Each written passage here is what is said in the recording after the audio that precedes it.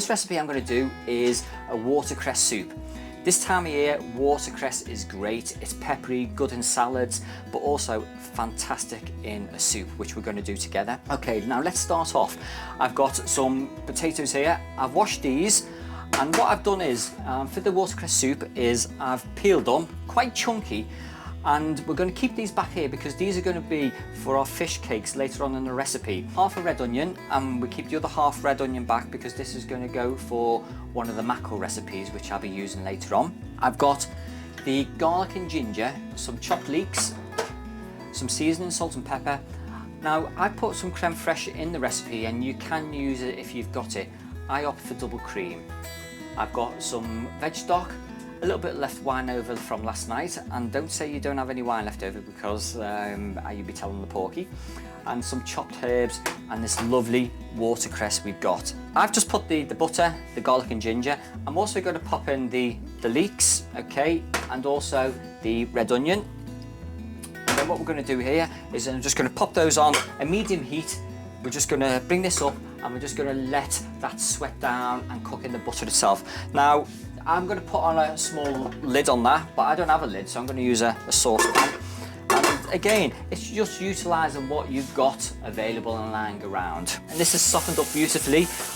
What we're going to do now is just going to turn this down onto a low heat, okay? And then into that, I'm going to pop into the potatoes, okay? And also, I'm going to pop into there the little bit of veg stock.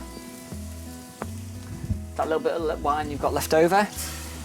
Okay, and then I'm just going to put in there as well, probably around about a litre of water, but it depends how much you're making. Okay, in this particular amount, probably about a litre, but a couple of pints.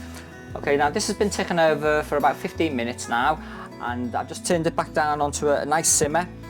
What we're going to do now is going to take this off the heat, and then I'm going to incorporate the watercress. Now I always add this in last because I've got a hand blender, or you could use a food processor and just zap it up. And the reason I keep it in last is because it just keeps that freshness and the greenery and that lovely peppery taste.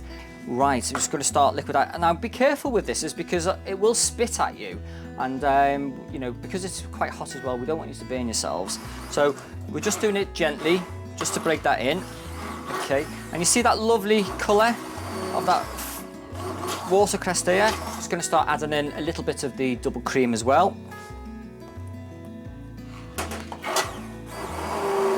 Okay, we're just going to test for, obviously, flavours.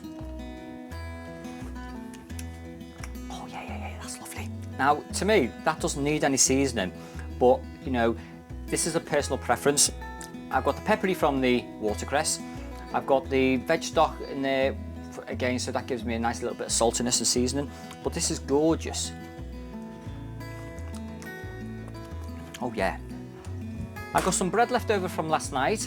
Okay, what I've done is I've taken the garlic and the ginger marinade. I've added a little bit to some butter which I've got left over and softened up, and I've just spreaded it on some old bread which I've got, which is only going to be chucked away. I'm just going to sprinkle over a few of the chopped herbs which I've got left over, and I'm just going to pop this on a tray.